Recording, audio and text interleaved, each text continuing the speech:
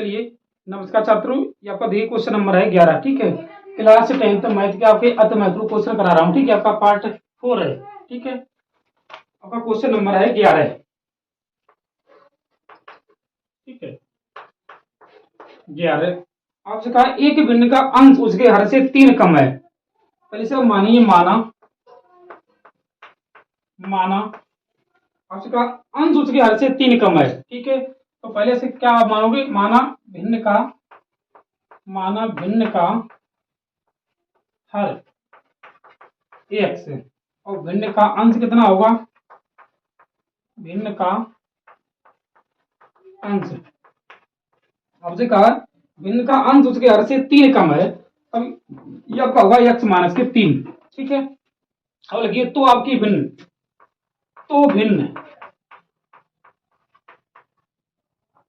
तो आपकी भिन्न है कितनी है, देखिए छात्रों, ये आपका अंश बटे हर होता है। देखिए छात्रों, अंश बटे हर मतलब एक्स माइनस के 3 बटे में एक्स, ये आपकी भिन्न हो गई है। ठीक है, सेकंड शर्त से आपसे कहा यदि इसके अंश हर दोनों में 2 जोड़ दिया जाए। लिखिए सेकंड शर्त से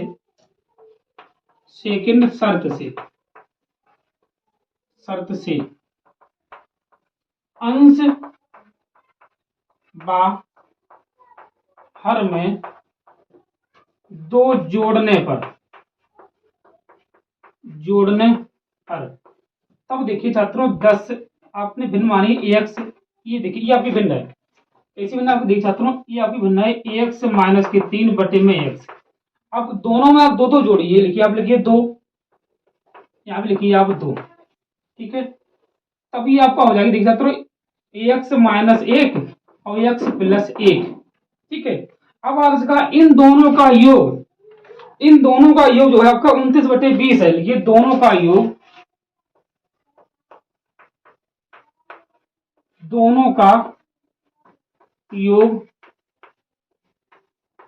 29 बटे 20 है। तो देखिए छात्रों एक्स माइनस के 3 बटे एक्स प्लस एक, ये आपका 2 बचे, ये आपका 2 है। ठीक है, एक्स माइनस 1 बटे एक्स प्लस 2 बराबर में 29 बटे में आपके 20 होगा। ठीक छात्रों, अब आप इसका क्रॉस मल्टीप्लाई करिए, कैंची का गुणा।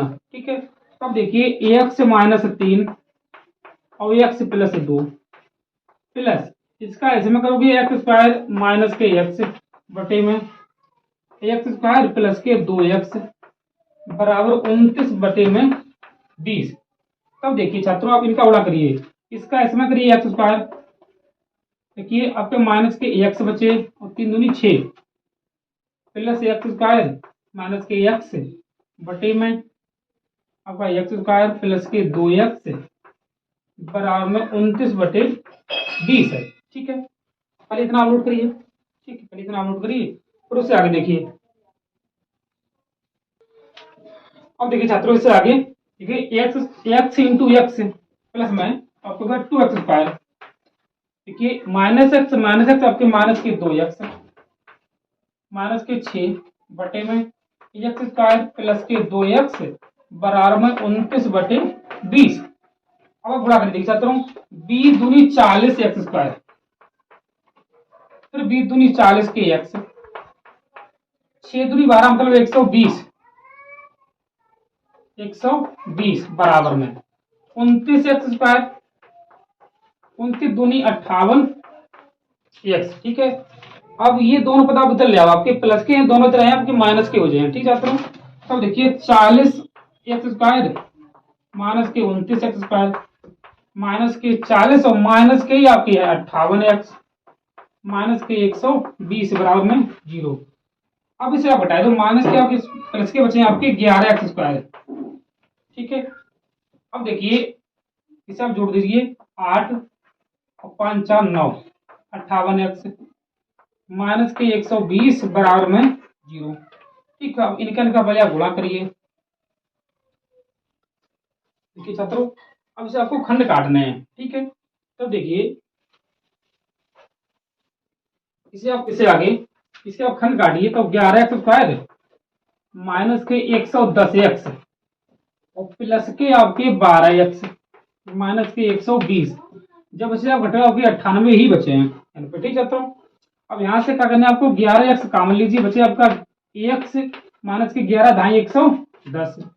यहाँ से आप प्लस के 12 कॉमन लीजिए तो x माइनस के 10, x माइनस के 10 और ये 11x प्लस के 12। ठीक है, पहले इतने बराबर जीरो की, x माइनस के 10 बराबर जीरो, मतलब x बराबर वापस आ गया 10।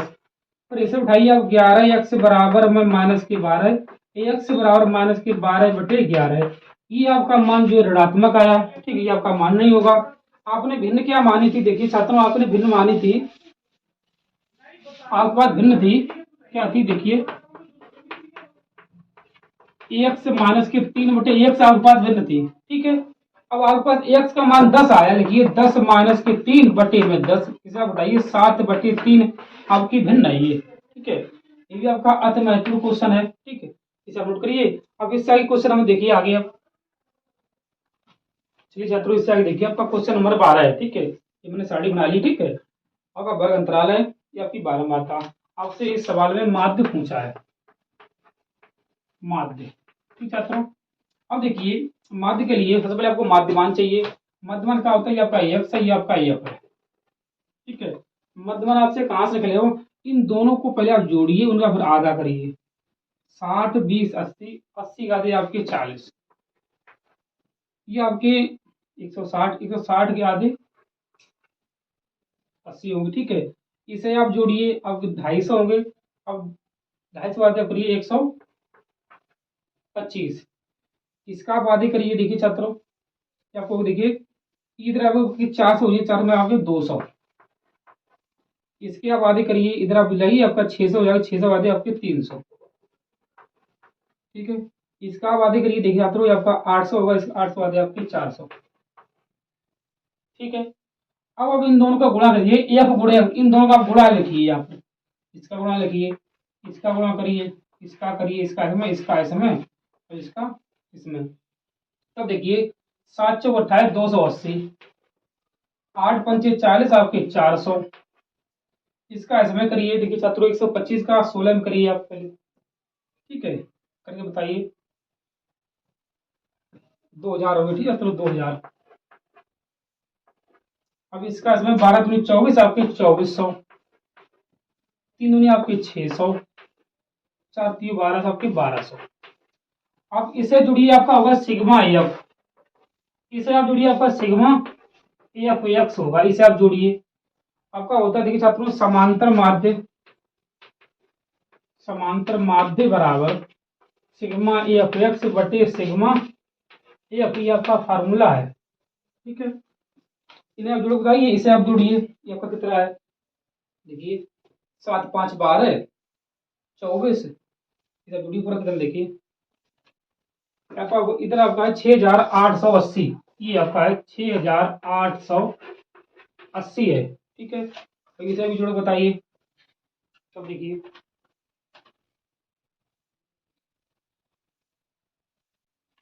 ये आपका 45 है। ठीक है, मतलब अब देखिए छात्रों, सिग्मा एफ एक्स आपके पास है 6880, ये आपके पास 45। अब इसका भी आप भाग दीजिए, ये कितना आ रहा है, इसमें भाग देखिए, आप बताइए 45 का, ये आपका आया 152 पॉइंट, अपने भाग दिया दबाया 152.89। ठीक है, यही आपका इसका आंसर है सवाल का। ठीक है, तो इसे आप नोट करिए। अब इस साल क्वेश्चन नंबर जो 13 है, इसे आप देखिए पहले, ठीक है, तो इससे आगे अब क्वेश्चन नंबर 13 देखिए। ठीक है, क्वेश्चन नंबर 13 में आपसे कहा है, सिद्ध कीजिए कि √3 एक अपरिमेय संख्या। ठीक है, तो ये आपका अति महत्वपूर्ण क्वेश्चन है। ठीक है, आपसे पूछा जाएगा √3 या √5 या √7 एक अपरिमेय संख्या है। ठीक है, हर हाल में एक क्वेश्चन आपको मिलेगा। ठीक है, सेम आप इसी हिसाब से करिए। ठीक है, बहुत ही सिंपल सवाल है, बहुत जरूरी सवाल है। ठीक है, अब लिखिए क्वेश्चन नंबर 13 है, अति महत्वपूर्ण क्वेश्चन की सीरीज में आपका क्वेश्चन नंबर ये 13 है। ठीक है, आपसे पूछा है, सिद्ध कीजिए, सिद्ध करो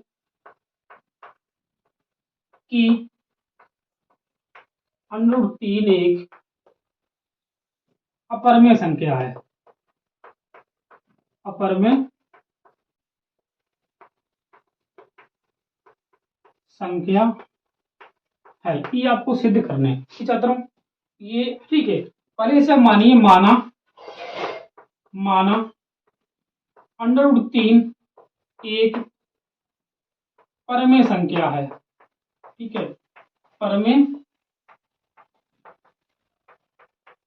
संख्या है। इसे मैंने परमेय संख्या माना, क्यों माना है? इसके विपरीत माना है। ठीक है, अब वो अपरमेय पूछा, मैंने इसे परमेय माना है।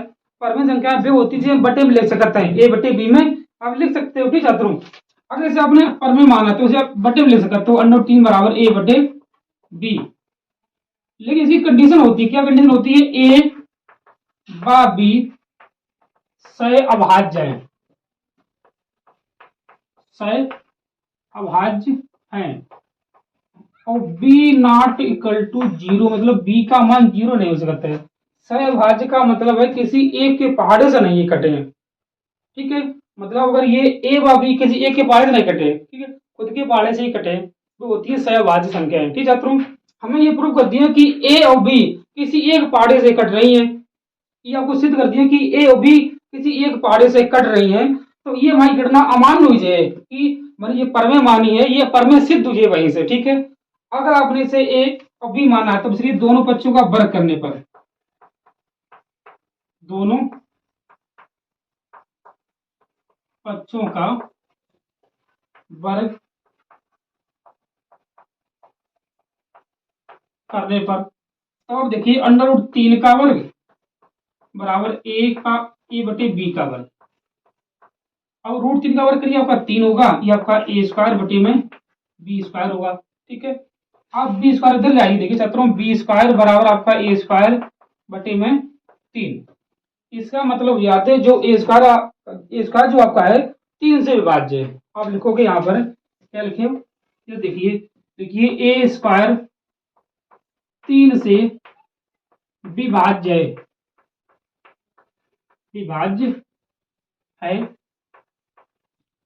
तो ए भी 3 से विभाज्य होगा,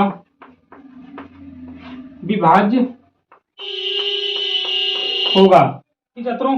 मतलब आपका a² 3 से विभाज्य, तो ए भी 3 से विभाज्य। क्यों विभाज्य? किसी का वर्ग अगर किसी संख्या से कट रहा है तो खुद उसी संख्या से कटे। जैसे कि मान लिया आपका 10 का वर्ग आपका 100 है, 10 का वर्ग आपका 100 है, और ये 2 से कट रहा है तो ये भी आपका 2 से ही कटेगा। ठीक है छात्रों, ये आपकी कंडीशन होती है। अब आप लिखिए, अब देखिए, अब इसे ले आइए, अब लिखिए 3b² बराबर में a² यहां से देखिए। ठीक है, अब ऐसे आप लिखिए। ठीक है, माना a बराबर 3c रखने पर, ठीक है, तो आपका होगा 3b का वर्ग बराबर में 3c का वर्ग, तो 3b² बराबर में 9c²। अब इसे काटिए, 3 त्रिका 9, मतलब c² बराबर b² बटे में 3। अब इससे यहां से एक चीज और प्रूफ हुई है कि b² भी 3 से विभाज्य है, तो b भी 3 से विभाज्य है। आप लिखिए, आप लिखिए b² 3 से विभाज्य, तो b भी 3 से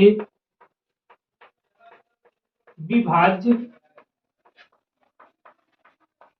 होगी। ठीक है, आपकी b भी 3 से विभाज्य है। अगर ये दोनों 3 से विभाज्य हैं तो ये गणना हमारी अमान्य हो जाती है। ठीक है, तब आप लिख सकते हो, यहाँ पर देखिए छात्रों, ये लिख दीजिए थोड़ा, तो ये गणना हमारी अमान्य है,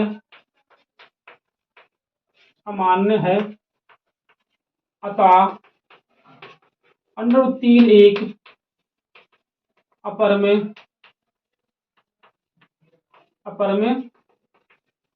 संख्या है। ये आपकी सिद्ध हो जाती है, क्योंकि हमने परमेय माना है तो ये गणना हमारी अमान्य आएगी। ठीक है, अब देखिए छात्रों, ठीक है,